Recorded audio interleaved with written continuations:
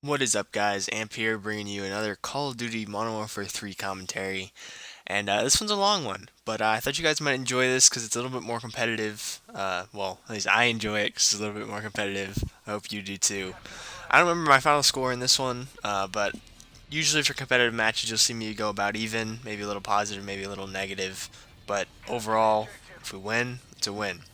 Especially in game battles, which this is actually a game battles match. It's the second or third match, which means winning it wins us the game or match. I don't remember exactly how this game went, or the series went. That is, but we won. We won it, and I'm just I'm amazed we did because these guys we played against them the day before or a couple days before and got destroyed, and then I'm pretty sure we come out and 2-0 them. So this is the second game of the series. Yeah, it will be in the description for you guys.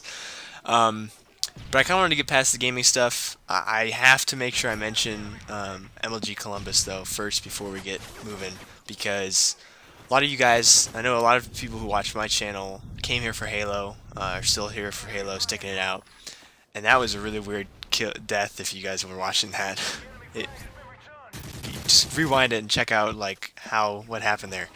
Anyway, we're going to have MLG Columbus the Winter Championship is what the MLG's calling it. It's March 23rd through 25th. The games that are going to be there are StarCraft 2. I know there's a whole lot of StarCraft fans out there. Probably not on my channel, but gotta call it out when you gotta call it out. The game that we're focusing on, or I'm focusing on, is Halo. Halo Reach is going to be there, and it's going to have first time Zero Bloom, which is going to be nice. So Halo Reach is going to be there. It's the only shooter on the circuit so far. So you guys, anybody who plays Call of Duty, even Gears players, whatever else, if you're a shooter, competitive shooter player, and that didn't sound that good, but if you're a competitive player and you play first-person shooters, third-person shooters, whatever, you should support Halo. I know a lot of people aren't that interested in it, but peek in every once in a while, check it out. Especially Sunday night, 3 o'clock, past 3 o'clock on Eastern time zone. Check it out. Watch the championship, watch the finals. It's good stuff. Trust me. And you got to support shooters because if we don't get enough support, they're going to start dropping us more and more because the only game is Halo. Like I said, there's no Gears, there's no Call of Duty. There are other reasons behind that, which I've talked about before, so I won't get into them again. But you guys, we got to support. We got to support. If you guys can go to Columbus to spectate or even play, if you want to throw your hat in the ring, go play. It's a lot of fun to compete. It sucks to lose, but you're playing against some really good players, and it's sort of a good gauge. Because going in as an amateur team, sort of late to the game, like some of you might be, that I'm suggesting that you go play, it's gonna be tough. But it's still a fun experience, even as a spectator. So check it out if you can, if you live nearby, etc., etc. Okay, took a little longer than I expected, but I have plenty of time in this video. So you guys have been watching me for a while. Well, some of you have, and I'm sort of I've sort of got myself set in a rut. I'm sort of in a rut. And the reason I'm in this sort of rut, and I'll explain exactly what that rut is in a minute, is because I was sort of doing something similar before I started doing commentaries on YouTube. The thing I was doing before was podcasting. I used to do a couple different podcasts back as just I was doing it because I had a couple interests and I felt like I could talk about this for a while. I just started enjoying some other people who had started putting out podcasts originally for the TV series Lost. If you guys ever seen Lost or watched it or not understood anything you're seeing on screen when you watch an episode in the middle of the series, that was a pretty complex show. I'm not gonna lie. It was a deep show. There's a lot of stuff going on, and sometimes it was a little hard to understand it all. And not that I understood most of what was going on in the show. I had a lot of theories myself about different parts of the show, that sort of thing. And a lot of people had the same sort of idea. They had similar ideas, theories of what was going on, that sort of stuff, and I wanted to share it. And a good way to do that in a free setting and free for everybody else to participate and listen and enjoy it was podcasting. And so a lot of people started doing podcasts for the TV show Lost. So there's a couple that I would listen to. I started one myself, which didn't. We only went. We started in season 4 because I kind of came late into the game, but I only did that one season with a buddy of mine, who we've sort of lost contact now. But we used to do that, and then from there, I was like, oh well, this podcasting thing is fun. I got another interest. It's Halo. So I started doing a Halo podcast. Now the Halo podcast was a little bit more tricky because it's a game that we've had for a while. It was Halo 3, obviously. It's just when I started playing competitively too. So there's a little bit more I could work around because MLG's competitive scene's got a whole other wide array of news associated with it than just the game Halo 3, which every day there's not a news story about it. It's just the game that you're playing for 3 years until the next one comes out. So it was sort of tough, but we sort of scrounged together stuff every week, or we tried to do every week. It usually ended up being every other. Then it sort of started getting a little less regular, sort of like how my commentaries have been. Yeah.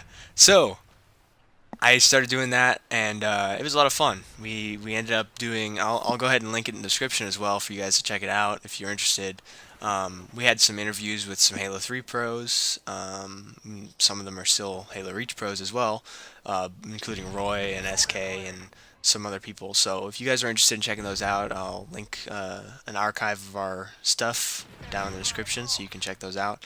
We interviewed Roy twice. Roy's an awesome guy. I talk to him at events whenever I get a chance. He's awesome, and I've been a fan of his for forever, back in the day when they were playing on 5K in Halo 2. So it's been a lot of fun. It was a lot of fun doing that, and I got to go to some MLG events as media personnel, even though I barely consider myself one, but that was still fun. And yeah, it was overall, it was a great experience. But the reason I bring this all up is because of that rut that I was talking about. Now, when I was doing all this, it was very news oriented because otherwise I didn't have a whole lot to share with you, talk about. I mean, obviously there was stuff I could talk about, like, oh, why I was playing this one game the other day, but it's not really as good as having a video, and I didn't have a capture card at the time, so I couldn't do stuff like this. I couldn't do a commentary, I couldn't do a gameplay, or I couldn't do a montage or any sort of that thing like that. So I was stuck with talking about it, and there's been some places that have had some pretty good response with that sort of thing. They also had a bigger cast and a more of an improv feel to their podcast. I tried to do a little bit more of a structure. So the main proponent being Podtacular, and that sort of also got me into doing sort of Halo podcasting over Lost, the TV show. So yeah, I really enjoyed doing that. A lot of it ended up being, at the beginning it was really a lot of reading you off the news, and that's what I like doing. We talked about each of the different news stories a little bit. I had a co-host with me most of the time, and well, actually, pretty much 99% of the time, and I had some other people like guests on the show, that sort of thing. A lot of people from the Podtacular community originally, because that was sort of what we knew, and so yeah, that was a lot of fun. But that's sort of where I get my mentality for doing these commentaries. Now today I don't really have that much time left to talk about an actual subject, but I do want to start talking about stuff other than gaming news, MLG news. Obviously I want to get that stuff out there as much as possible to people who are interested. So I'll mention stuff at the beginning of videos, and I'll make it a point to stop talking about it for half the video, because I found myself doing that a couple times, and get to the subject at hand. So I'd be interested to know what you guys want to hear about. A lot of stuff that I'm considering talking about is a lot more, my opinions on sort of worldly stuff, or you know, what do I want to call it? I can't come up with a good word for it, but you know, maybe talking about some philosophies and things like that. Some of those, abstract ideas, things like that that really interest me. Not necessarily confined to that. I want to talk about maybe current events or whatever.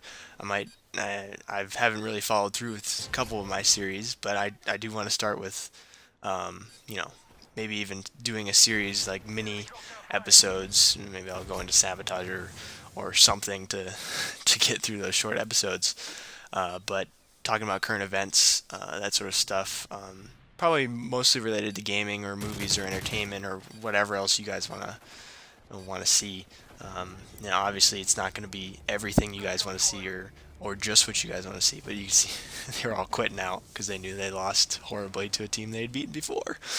But I hope you guys are interested in that sort of stuff, and I will talk to you later. I'm glad I filled this commentary all the way through. I'll see you guys later.